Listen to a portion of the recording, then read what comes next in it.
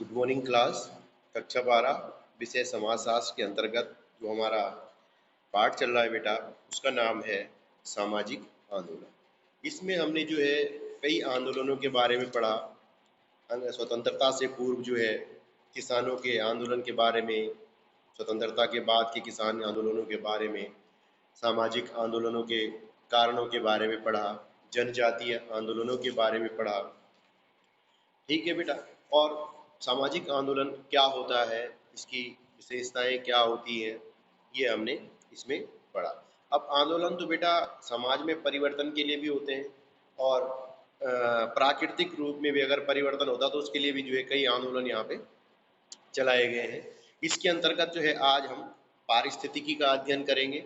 पारिस्थितिकी क्या होती है, पारिस्थितिकी के जो अपक्रमण अपक्रमण मीन्स उसको जब नुकसान पहुंचता है तो उसके क्या कारण है, ये हम आज यहाँ पे पढ़ेंगे। तो इसमें अगर हम कहेंगे कि पारिस्थितिकी किसे कहते हैं और इसके अपक्रमण के प्रमुख कारण, तो पारिस्थितिकी क्या होती है? पारिस्थितिकी बेटा एक ऐसा विज्ञान है कि जो किसी समुदाय के निर्जीव पर्यावरण और उसमें पाए जाने वाले जीवधारियों का अध्ययन करता है। यानी पारिस्थितिकी वो विज्ञान है जो किसी समुदाय के निर्जीव पर्यावरण और उसमें पाए जाने वाले जीवधारियों की समग्र व्यवस्था करने वाला एक विज्ञान है पारिस्थितिकी। ठीक है बेटा। अब पारिस्थितिकी को हम जो है एक ऐसे जाल के रूप में भी मान सकते हैं जहां भौतिक और जैविक अवस्थाएं और प्रक्रियाएं गठित होती हैं, पाई जाती हैं, और मनुष्य भी इसका अंग होता है। यानी पर्वत, नदियां, मैदान और सभी जीव जंतु, चाहे समुद्र है, नदियां, पर्वत, मैदान, ये सभी क्या है? पारिस्थितिकी के अंग हैं। ठीक है बेटा। अब संतुलित पर्यावरण को जो है पारिस्थितिकी तंत्र कहते हैं, मतलब जहाँ पे पर्यावरण संतुलित होता है। ठीक है बेटा।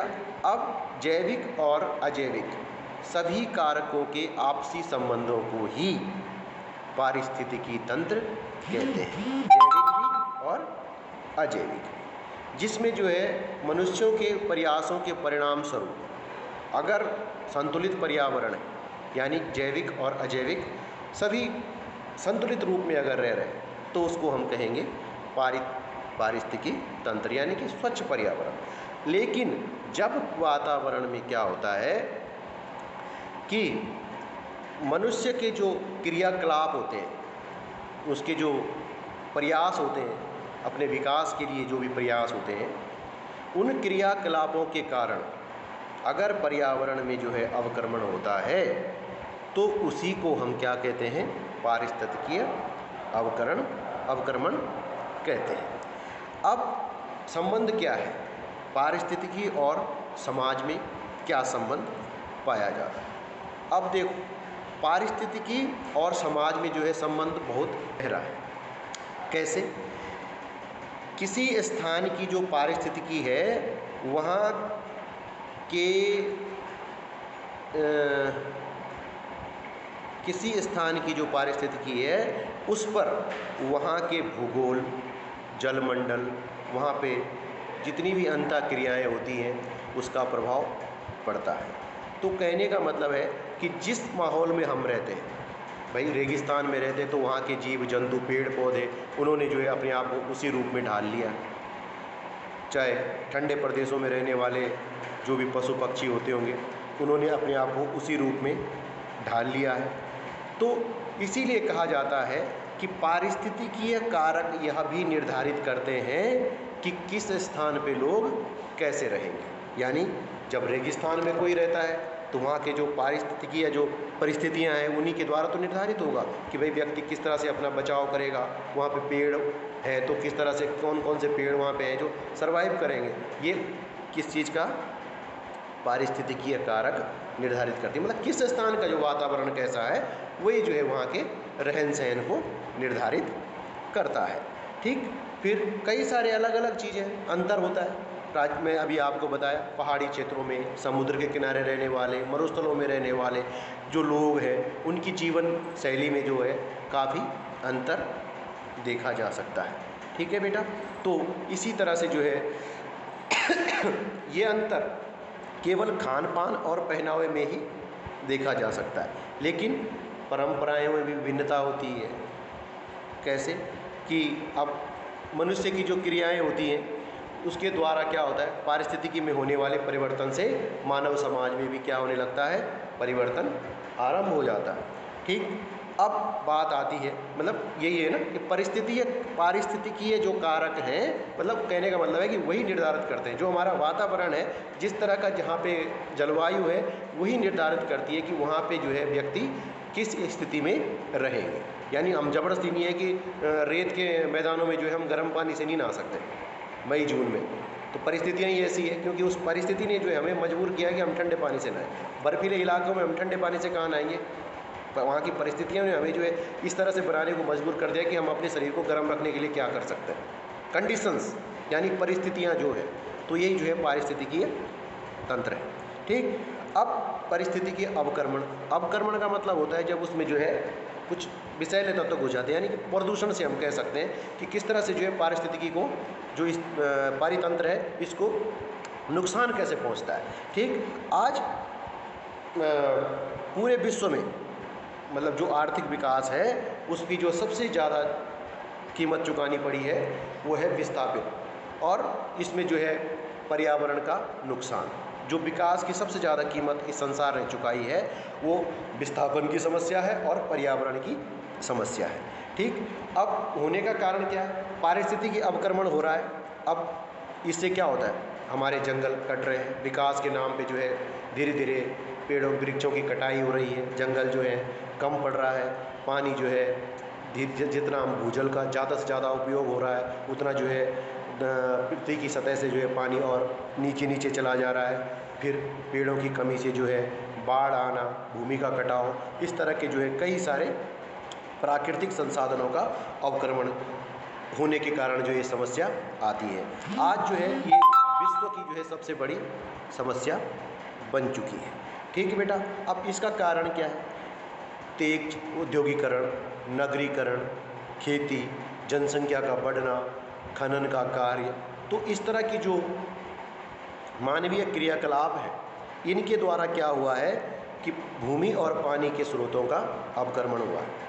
अधिक से अधिक पानी का बहुत ज़्यादा उपयोग किया जा रहा है, भूजल जो है मशीनों के द्वारा निकाला जा रहा है, जिससे क्या फ़र्क पड़ता है, पानी और नीचे चला जाता है और एक समय वो आएगा कि जब पानी मिलना बहुत मुश्किल हो जाएगा। ठीक है बेटा, तो कहने का मतलब ये है कि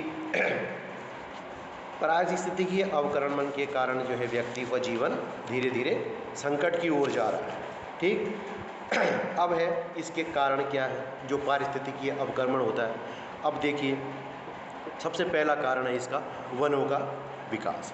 अब कैसा कि वनों की लकड़ी का व्यावसायिक उपयोग हो रहा है, उनका जड़ी बूटियों के लिए किए जाने वाले वनों के कटाव के परिणाम स्वरूप क्या हो रहा है कि धीरे धीरे जो है वन जो है, वनों का जो क्षेत्रफल है वो धीरे धीरे घट रहा है। पेड़ भले ही लगाए जा रहे हैं, आज वृक्षारोपण कार्यक्रम होते रहते हैं, लेकिन जितने काटे जा रहे हैं वो उसकी तुलना में बहुत कम है।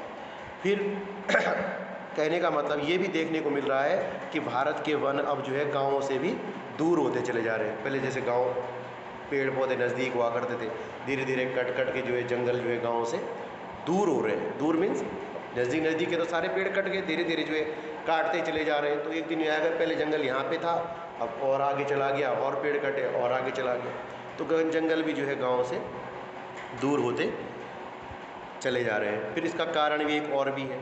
फिर कई सारे मनुष्य जो है बड़े स्वार्थी होते हैं, गर्मियों में जो है गाँव वालों में जो है जंगलों में आग लगा देते हैं ताकि जो है जो पेड़ पुराने जो होंगे वो सब जल जाते हैं और बरसात के बाद जो है अच्छी घास उनके जानवरों के लिए होती है। लेकिन इससे जो है बड़ा नुकसान होता है, परिस्थितिकी अवक्रमण, जीव जंतुओं की मृत्यु हो जाती है। तो कई सारे जीव ऐसे होते हैं जो हमारे लिए लाभदायक भी होते हैं, वो भी मर जाते हैं। निर्दोष पशु पक्षियों का जो है बिल्कुल उनकी जो है अकाल मृत्यु हो जाती है।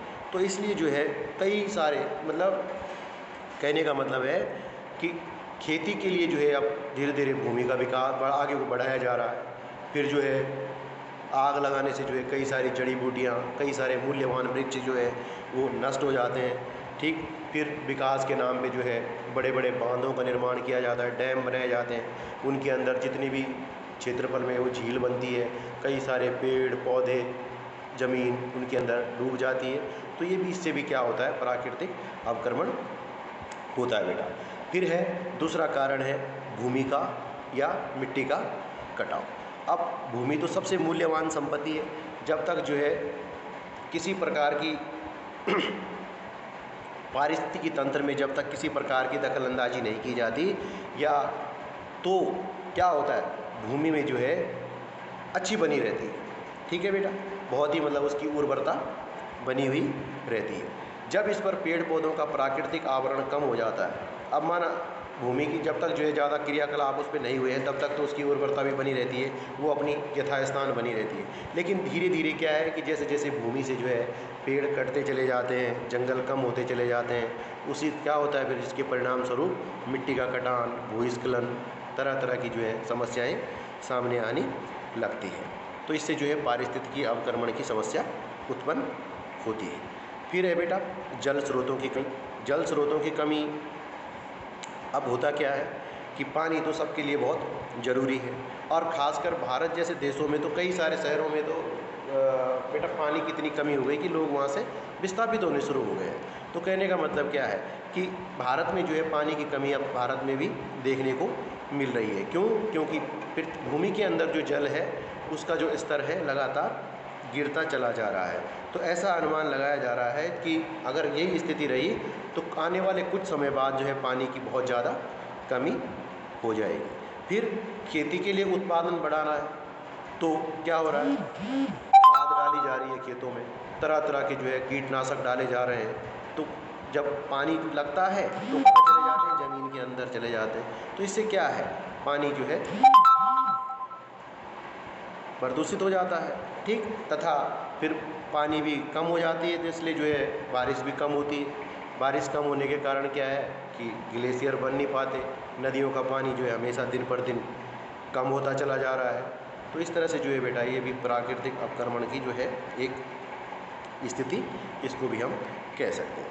फिर है खतरनाक उद्योग। खतरनाक उद्योग भी ये है बेटा कि इससे भी जो है पारिस्थितिकी अवक्रमण का खतरा उत्पन्न हो जाता है। कई सारी चीज़ें हैं, इसको उदाहरण के लिए जो है जैसे दून घाटी में चूने के उद्योग के परिणाम स्वरूप पर्यावरण को काफ़ी नुकसान पहुंचा है, और इससे जो है पानी का स्रोत काफ़ी नीचे पहुंच गया है, सारे जगह धूल ही धूल दिखाई देती थी। तो इस तरह से जो है कई सारी चीज़ें होती हैं। फिर इसी तरह से जो है टिहरी डैम के परिणाम स्वरूप जो है कई भूमि उपजाऊ, हजारों हेक्टेयर भूमि जो उपजाऊ भूमि थी वो जो है पानी के अंदर डूब गई। इस तरह से जो है बहुत सारे पेड़ पौधे, कितने ही जो है बगीचे, लोगों के फल फूल के पेड़ सब जो है बेटा झील के अंदर समा गए। तो इस तरह से जो है कई सारे कार्यक्रम बनाए गए हैं भारत सरकार द्वारा, जो है पारिस्थितिकी अवक्रमण को रोकने के लिए जो है प्रचार प्रसार के माध्यम से कई तरह से लोगों में अंदर जागरूकता भी लाई जा रही है। ठीक है बेटा, आज के लिए इतना ही है, ये चैप्टर समाप्त।